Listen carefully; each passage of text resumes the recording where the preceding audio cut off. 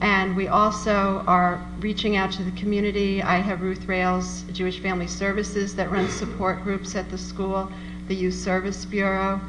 Also, there is a helpline that any one of you could use. It's an information and crisis helpline. 211 is their number now, and they have 24-hour services, confidential, no cost. And also, just recently, I believe some of you may have seen in the newspaper, the Boca Raton Police Department has a social service department where they are referring people to community resources for help with children and families. Thank you, Barbara. So you can see that our community is more and more becoming in the forefront of changing the way we conduct our lives. Lynn Durbin is going to take us into what hospice is doing in the community and how we're progressing there. Well, we're on the bandwagon, and we have about 55 staff members now in our psychosocial department, and they're made up of bereavement counselors and social workers, chaplains, and rabbis. We will respond to community crisis. I coordinate, my position is to coordinate this care.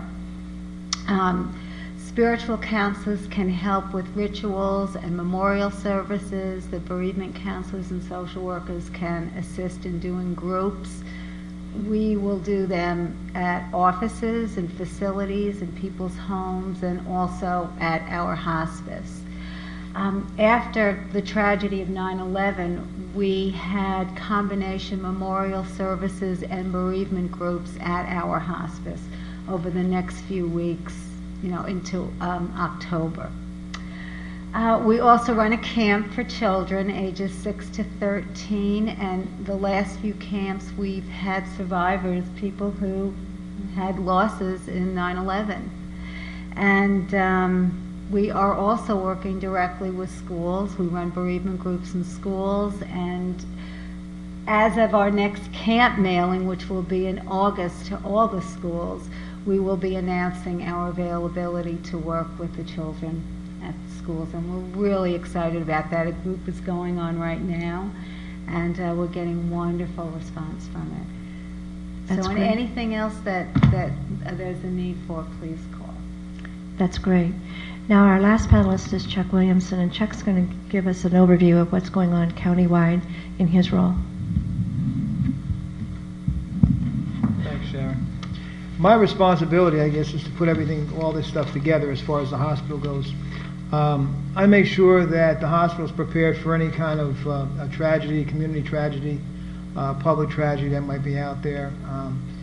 From bioterrorism, as John talked about, to hurricanes, any other that may occur. I make sure that the staff is prepared and trained properly. I make sure that the hospital is prepared as far as materials to make sure that we're able to withstand, if we have to be here for 3 or 4 days, we have to withstand materials and supplies to keep the staff going for 4 days. I make sure that we have enough physicians or that we have a physician call list. I take care of the communications, make sure that the communications are all in place. Should we have to contact anybody and everybody. We have a communications tree that we work with. We're required by the county to have what's called a comprehensive emergency management plan that needs to be updated annually. And we do that on a yearly basis. We have to have vendors agreements to make sure that we have the